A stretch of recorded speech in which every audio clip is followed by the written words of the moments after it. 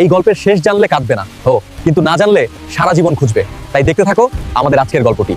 ভালোবাসায় ব্যর্থ হলে মানুষ ভেঙে পড়ে, কিন্তু কখনো কখনো ভাঙা মানুষই একে অপরকে জোড়া লাগায়। তোমার চোখে কষ্ট লুকানো, আর তোমার চোখে অপূর্ণতার গল্প।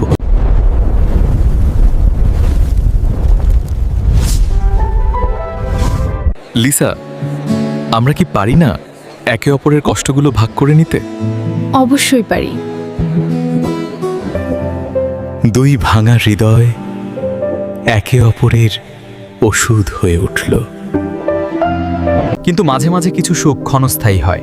ডাক্তার লিসাকে বলে তোমার মাথায় একটি অচিকিৎস রোগ হয়েছে, যার ফলে তোমার সমস্ত স্মৃতি ধীরে ধীরে মুছে যাবে। আমি আশরাফকে হারাতে চাই না। আশরাফ রিপোর্ট দেখে লিসার রোগের কথা জানতে পারে। পুরনো স্মৃতি যাবে তো কি হয়েছে, আমরা প্রতিদিন নতুন স্মৃতি তৈরি করব। আমি সবসময় তোমার পাশে আছি, তোমার স্মৃতি হয়ে। তুমি আমার সবচেয়ে সুন্দর স্মৃতি। একদিন হঠাৎ লিসা গায়েব হয়ে গেল।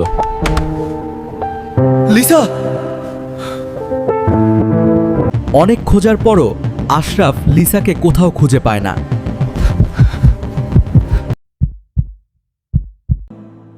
তুমি আছো এ হৃদয়, হারাবে না কখনো।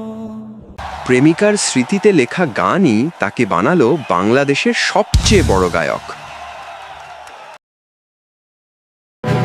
আপনি কি ওনাকে চিনেন? এটা তো লিসা, আমাকে দয়া করে বলুন লিসা এখন কোথায় আছে? তিনি এখন সিলেটে আছেন।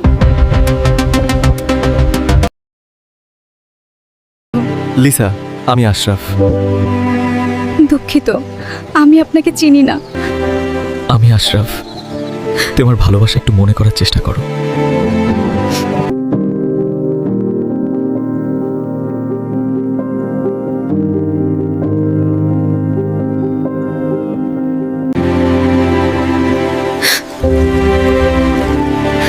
আমার সব মনে পড়ে গেছে Ashraf. I love you Ashraf. I love you too, Lisa, forever and ever and ever. ভালোবাসা কখনো স্মৃতি ভোলে না, তাই তো আমি বলি তুমি দূরে গেলেও আমি আসবো ফিরে। চোখে জমা থাকে কথা, ভালোবাসা থাকে বুকের গভীরে।